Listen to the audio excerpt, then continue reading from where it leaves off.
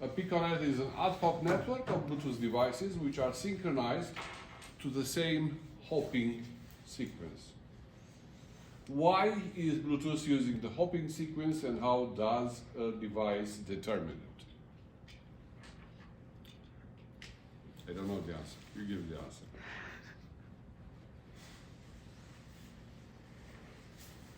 First, the first part of the question.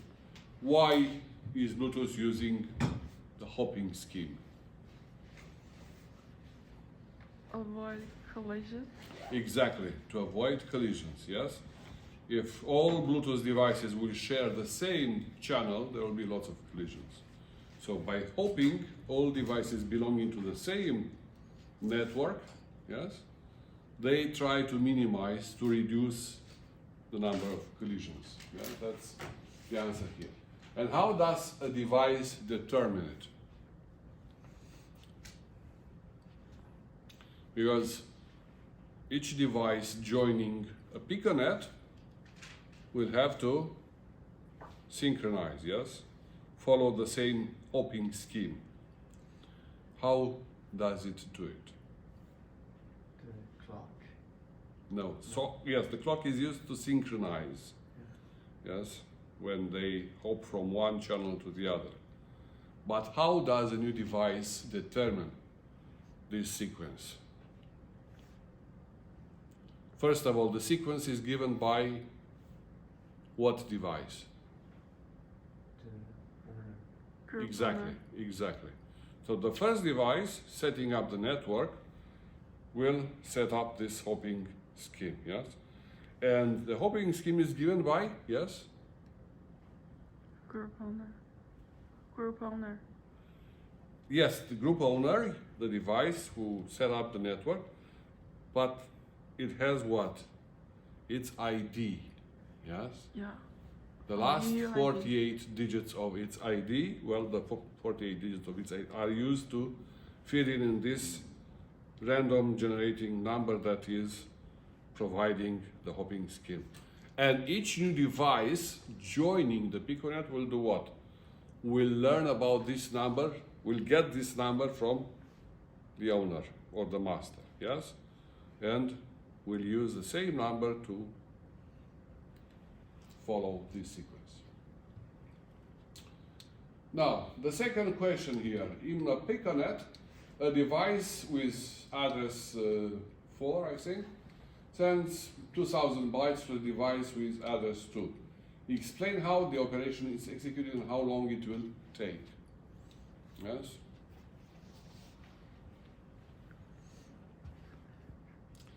First of all, when answering this question, you have to consider what is the topology of a piconet.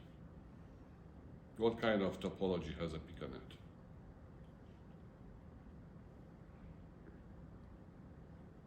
We didn't start to learn about this for the exam. Check. 1 minute. Yeah, what's the topology of a piconet? It's I think I see.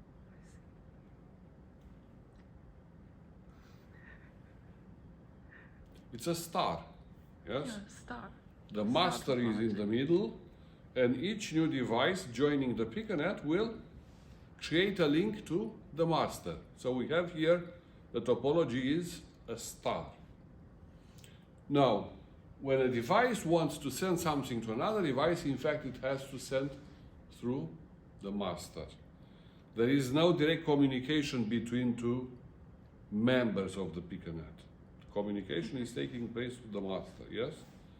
So these 2000 bytes would have first to go to the master, and then from the master to the destination. Now, if you will learn for the exam, you will see that the payload of each message has a certain value, 200 something, yes, bytes. Therefore, it's not possible to send just one message during one slot, yes, to the master. If you remember, one device can book several slots for communication, from 1 to 5, yes? So from 1 to 5. So here it will need with 5 slots it will have something more than 1000 bytes. Not enough. Yes. Therefore, it will need more slots. You have to consider how this will be organized. Yes. So the first, for example, 5 slots sent to the master, 5 slots from the master to the destination. Yes. Then see how many bytes need to be sent from these 2000. Yes, and send those in, I don't know, maybe 3 slots or 5 slots again, and the same to the destination. Yes. So learn how things are going here. The second, any question here? Therefore, you need to know the topology of the Bluetooth network, and you need to know how this communication is taking place. Yes. The second problem here is Wi-Fi. Wi-Fi enabled devices can experience the hidden terminal problem. How does an 11.11 AC device overcome the hidden terminal problem? RTS. I don't Request to send. Clear to send. Request to Yes, send. the protocol clear to is send. the protocol is request to send, clear to send, of course. But with .11 AC, what do we have? The bandwidth is 4 times or even 8 times bigger. So we have 80 megahertz or 160 megahertz. Yes. Therefore, here what should happen when a device will send a request to send? It will have to duplicate it on 4 or 8 channels. Yes. So that A.11a devices or .11n devices can hear this request. Yes. And then the destination will have to do what? To check if these channels around it are busy, are already in use by some other devices. And if there is a channel it can reply to use just that channel, and will include in its reply what channels are busy, used by other devices. Yes? So, in other words, what we have with 11AC here is an advanced or enhanced request to send, clear to send protocol. So the basic protocol is request to send, clear to send, but with this version we have an enhanced protocol.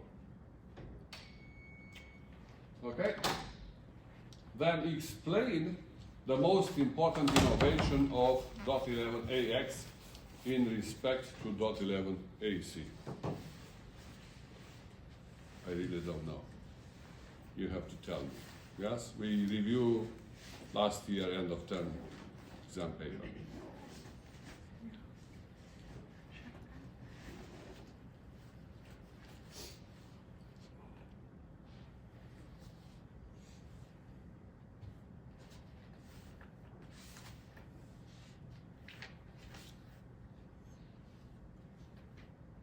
Anybody can answer this? What is the most important innovation of .11ax?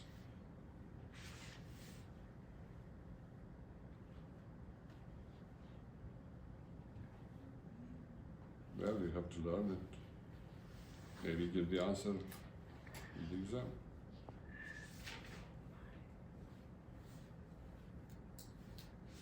Did you find it? Is it in chapter? I don't remember which lecture. 13 maybe, or 13? maybe 13, I don't know. I remember I saw it before.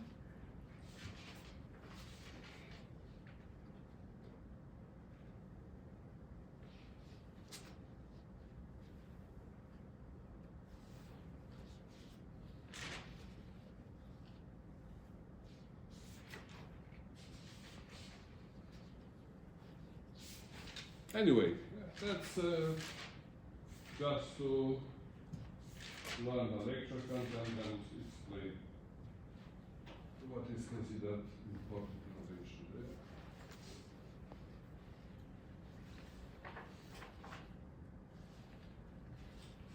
Okay, now, But use MIMO, I guess. MIMO. what is it? Not MIMO, pulling yeah, multiple out. yeah. And not per user? Multiple, yes, multiple users, multiple input, multiple output, yes. Okay, now the third problem here, it's about cluster computing. Consider the problem of finding if a very large integer number is prime, and if it is not, discover the smallest divisor. The code can be run on a computer or a cluster of computers. Write the code or pseudocode and point out how the execution can be parallelized. Okay, so you now have a very large integer number, and see if this is a prime number or not. Yes, and probably you studied algorithms for this problem, and you can give at least a pseudocode, if not the code for it. And of course, the question here, you see, is to explain how the execution can be parallelized, the context being cluster computing. And of course, we can parallelize it by splitting it, by trying to run it in parallel. Yes, to involve as many computers in the cluster we have to solve this problem. So you need to find out this parallelization approach. And then use the speed up equation to determine the possible improvement of the execution time when the code is run on 2 or 4 computers of the cluster. Yes. So we know S here, the number of computers is 2 or 4. And then what we need to know is P, yes, the part that can't be, P is the part that can be parallelized, and consequentially 1 minus P cannot be parallelized. But here, because we don't deal with lots of numbers, yes, communication is not that significant. So we can assume here that maybe, well, we can take figures, but I wouldn't ask you to give figures. You can say, look, communication is not that significant, and we can assume that the part that can be parallelized is maybe 5%. Yes? So 5% for the sequential part and 95% for the parallelization part. And then use 2 and 4 for S and see what results you get, and you can discuss them. Look, if we use 2 computers, the speed up is 1 point something. If it's 0.05 for sequential part, I expect to be close to 2, and somewhere to 2. And if there are 4 computers, of course, there will be 3 point something. So you analyze these results, you discuss these results, yes, and show that we can't get a perfect parallel execution, yes. There is a sequential part that has a contribution to the total execution time. So this is this was last year's paper, and this year paper will be organized in maybe a similar way. Maybe there won't be any problem like this one with the prime number, but it will involve cloud computing and radio technologies. Okay, so if we Is it clear here? Do you have any question?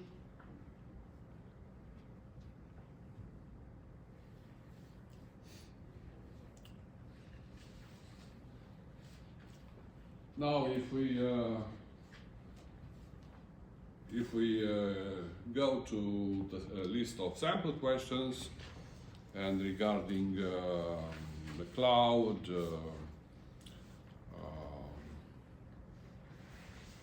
cluster computing, and what else? And I think we discussed about offloading.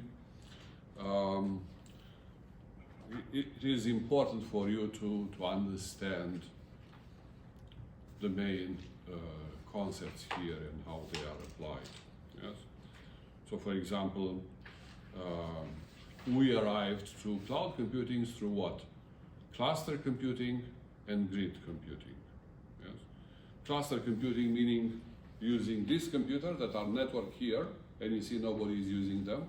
In fact, using all these computers as a multi-computer architecture that can use all their resources to solve a problem. Yes, to run in parallel and solve a problem. So instead in buying a very expensive supercomputer, parallel computer, yes, we can use existing infrastructure, existing networks of computers to create this cheaper, more convenient cluster architectures. Now, speaking of cluster architecture, you remember what? That we have one very common computing model, which is? Yes. Yes, you know it. The farm model. Farm and worker. Yes, the farmer and worker, but the farm model, yes? This means what?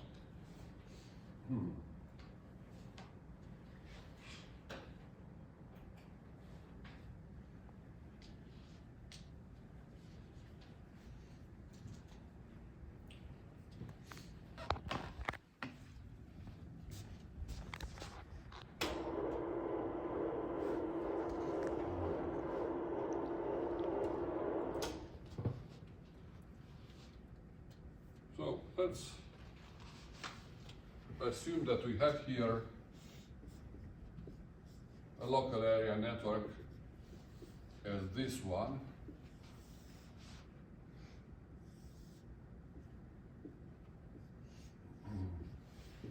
This large database here. Anyway, so this is a local area network,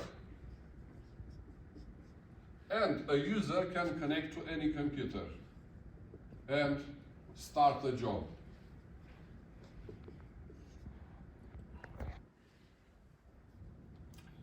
This means what? That this job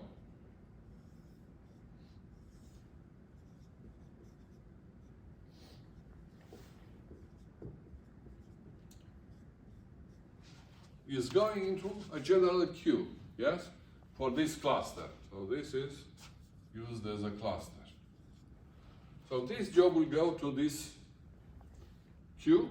Maybe we have another user connecting here, yes, and maybe starting another job. So we have job A, we have job B, etc., etc. And here we have a farmer. What means a farmer? It's a scheduler, a piece of software, yes, checking the queue. And if there is a job there, it will take it and distribute for execution. And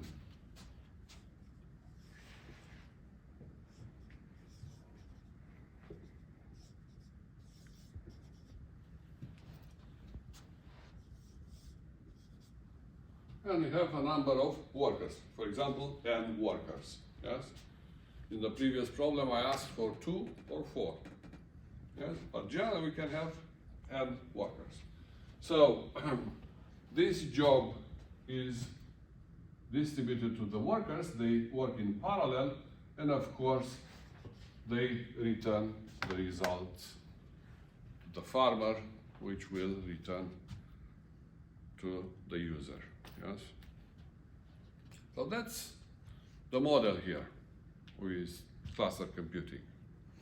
Why I did discuss it extensively, and we discussed about this speed up equation, Amdahl's law, etc., etc. Because in fact, in cloud computing, the basic model is this one. Yes?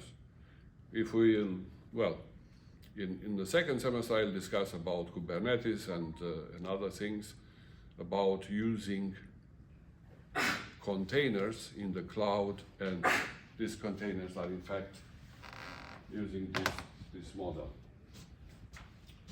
Now, that's one aspect. Then we discussed about the grid. The grid is generalizing this concept of sharing resources. Yes? Because here we share computers in the local area network. But with the grid, we extend this sharing across domains. Here we have only this domain.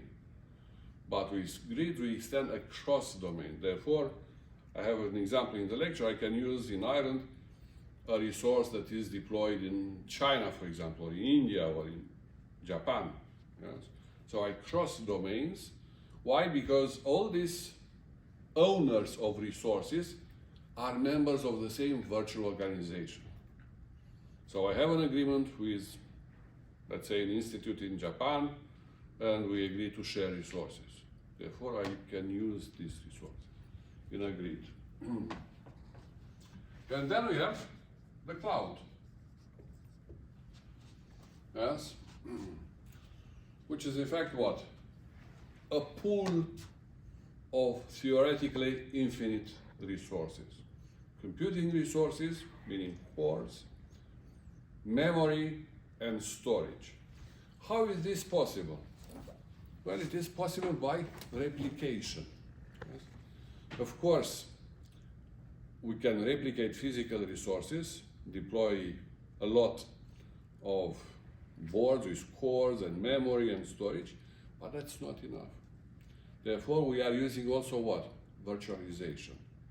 We have virtual machines here. On a physical computer, we can run many, many virtual machines. Therefore, you see, we can extend, in fact, resources that can be allocated to users. And this allows for several important properties of the cloud. One is elasticity, meaning that any time there is a new request, the cloud can provide resources. So elasticity is in terms of meeting the demand of the users. And also scalability. Scalability means something different. Means that the execution time changes linearly as the size of the problem is increasing or decreasing. So if I start with small images, for example, I want to process images, yes? And I start with 1024 by 1024, yes, 1 million pixels.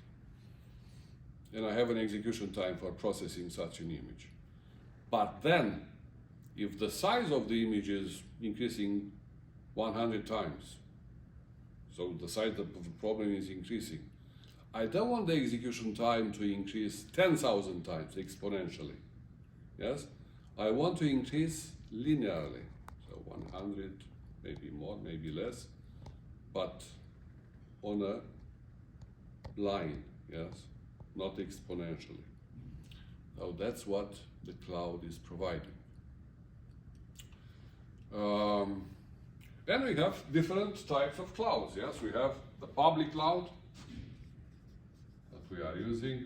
We have the private. And we have the hybrid, which is in fact the most popular architecture right now. Yes, so companies have private clouds where they keep, sensitive files and resources, but they can extend into the public cloud for what?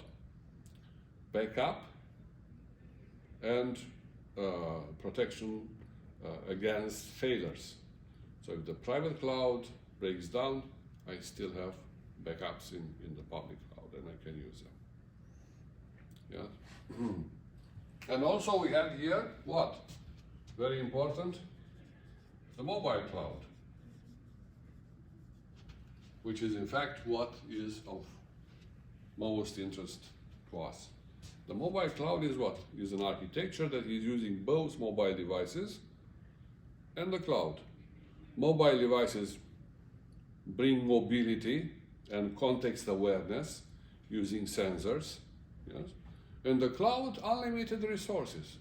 We don't have energy issues, we don't have computing issues, we don't have memory issues. Everything is there. So putting this together would make a very good architecture. But of course there are challenges. And the most important are related to communication. That's why we have what? Edge servers. One of them being the cloudlet. Yes?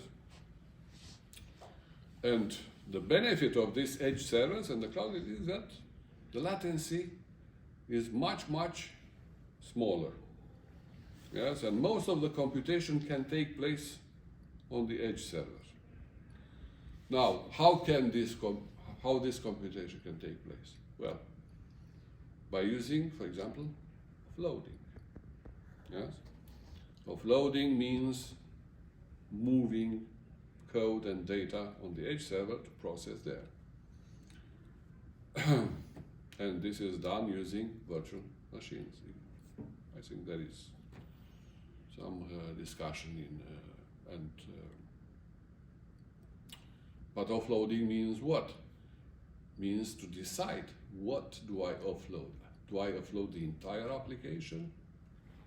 Yes, maybe part of the application is bound to local resources on the mobile. So we need to check what components of the application are offloadable and annotate them, maybe. Yes, the developer can annotate this is a good candidate for offloading, others are not, and so on. So you see there are 3 steps for offloading. Yes. What else here? Is there anything else?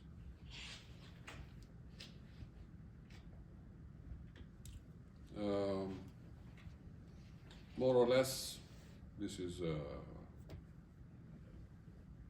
here. Yes, the mobile cloud. I mentioned the edge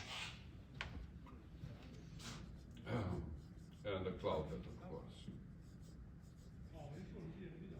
and offloading. So these are the main issues with, of course, there are details here. Any questions here? So, as you know, what I expect for you is not necessarily to reproduce with the same words, yes, what I used or there are in the lectures. You can explain in your own words, but try to give a comprehensive answer to the question. Yes, to show that you understood the topic. I appreciate that very much. Yes, when you show that you understood it, and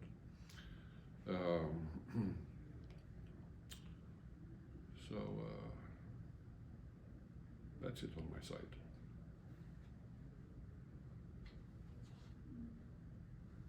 So it's Wednesday, 2 o'clock, yes? Come 5 minutes earlier.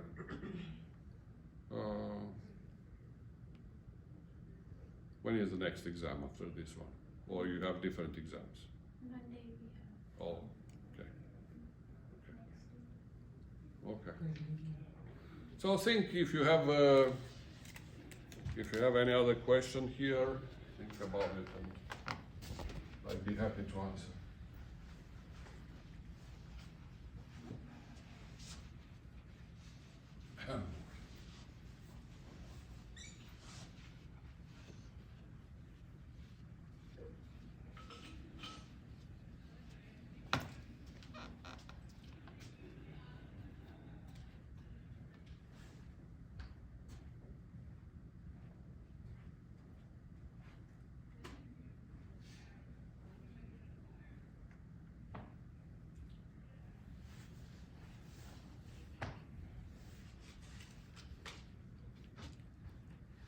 Therefore, you see here, the system, in fact, is the mobile cloud. Yes, the mobile cloud is here the system that is using these devices, mobile devices, as the clients to the cloud, which is the core for processing, the core of the system. Are we going to have the 5G topic in exam? 5G, Well, all the lectures are all the lectures?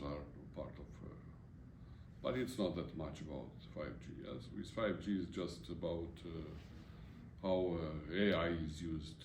Yes, in fact, giving some analytics. I wouldn't even call it artificial intelligence. It's more about analytics. Yes, data about how users are using services of the network and their mode of mobility pattern and things like that.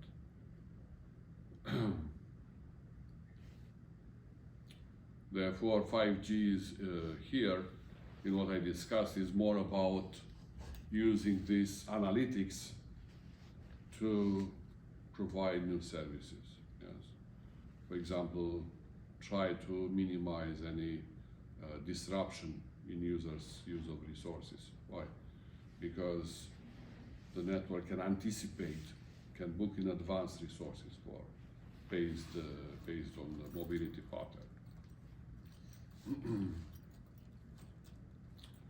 It's not that much. So what's the difference between the network level and management level of the 5G data analytics? From the network and management? Yeah, well, the management is an upper layer. Yes, it's dealing with resources that are allocated. So it's an upper layer. The networking layer is how resources are used on the ground. So it's a different.